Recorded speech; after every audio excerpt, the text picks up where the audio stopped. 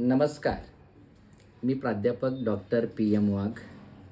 आज पुन्हा नवीन आलोत एका नवीन मुद्द्यावर. आपल्या महाराष्ट्रातील सुप्रसिद्ध कीर्तनकार आदरणीय इंदोरीकर महाराज यांच्या मुलीचा साखरपुडा आत्ता मागील काही दिवसांमध्ये झाला. साखरपुडा चांगल्या धूमधडाक्यात केला, हरकत नाही. लोकांनी म्हटलं शाही थाटात केला. आज साध्या घरातील लोकांचेही साखरपुडे तसेच होतात. परंतु त्या साखरपुड्याला एक संस्कृती होती हे मात्र लोकांच्या निदर्शनास आलेलं नसेल. त्या साखरपुड्यामध्ये लोक जमिनीवर बसलेले होते. अगदी तिथे लेझिम पथक आणि इतर काही जी आपली संस्कृती आहे या संस्कृतीचा देखावा त्यांनी केला होता.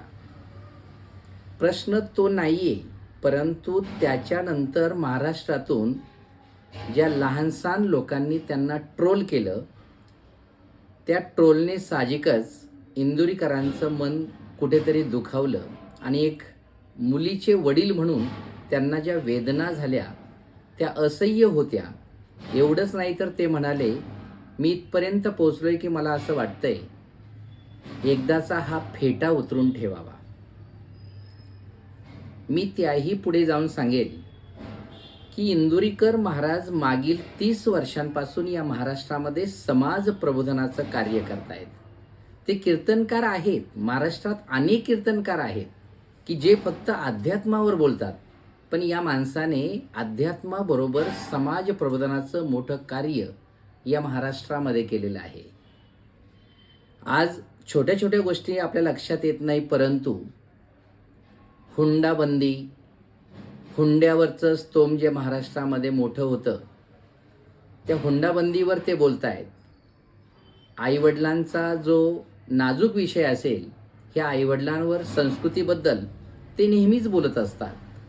एवढंच नाही तर तरुणांचं जे बदलतं वर्तन आहे, तरुणांमध्ये जी व्यसनाधीनता आहे, जे मुलींमध्ये पळून जाण्याचं प्रमाण आहे, या सर्व गोष्टीवर ते सडेतोड बोलतायत. आणि हेच कुठेतरी तरुणांमध्ये रुचत नाही म्हणून ते ट्रोलिंग करण्याचा प्रयत्न करतायत. पण वास्तविकता फार वेगळी आहे. आत्तापर्यंत इंदोरीकर महाराजांनी ज्या ज्या भविष्यवाणी केल्या 30 वर्षात, हे आपल्याला सत्य अनुभवायला येतंय. त्यांनी मजुरांबाबतची भविष्यवाणी केली होती किंवा गरिबांबाबतची भविष्यवाणी केली होती, ह्या सगळ्या सत्यात उतरलेल्या आहे. होय, ते म्हणाले की लग्न साधे केले तरी मुलं होतात, म्हणजे लग्न साधे करावेत, हे सत्य आहे. परंतु त्यांनी कुणाला सांगितलं होतं? जे अत्यंत गरीब लोक आहेत, या गरीब लोकांनी लग्न साधे केले पाहिजेत, म्हणजे ऋण काढून सण करता कामा नये. आता इंदोरीकर महाराज कीर्तन करताय, समाज प्रबोधन करताय, म्हणजे ते फुकट करत नाही, ते त्याचा पैसा घेतात. मग साहजिकच त्यांची इन्कम चांगली आहे. आज एका दिवसात जर 3 कीर्तनं केली तर लाख रुपये ते दिवसाला कमवतायत. मग मला सांगा, त्यांच्याही मुलीची काहीतरी अपेक्षा असेल ना. हे इंदोरीकरांचे जे विचार आहेत ते मुलांनी मानावेत की नाही मानावे, हा मुलांचा प्रश्न आहे. त्यांना सुद्धा 100% स्वातंत्र्य आहे. त्यांची पण काही हौस असेल, त्यांच्या पण काही इच्छा असतील. आणि एक बाप म्हणून तुम्ही समजू शकता, मुलगी म्हणजे काळजाचा विषय असतो. मुलीसाठी ते काहीही करायला तयार असतात. मग जर त्यांनी समजा चांगल्या मोठ्या प्रमाणात किंवा चांगल्या पद्धतीने साखरपुडा केला तर त्यामध्ये वावगं काय आहे? आणि ज्यांनी कुणी ट्रोल केलं त्यांनी इंदोरीकर महाराजांवर बोलण्या अगोदर आपल्या स्वतःवर लक्ष केंद्रित करावं.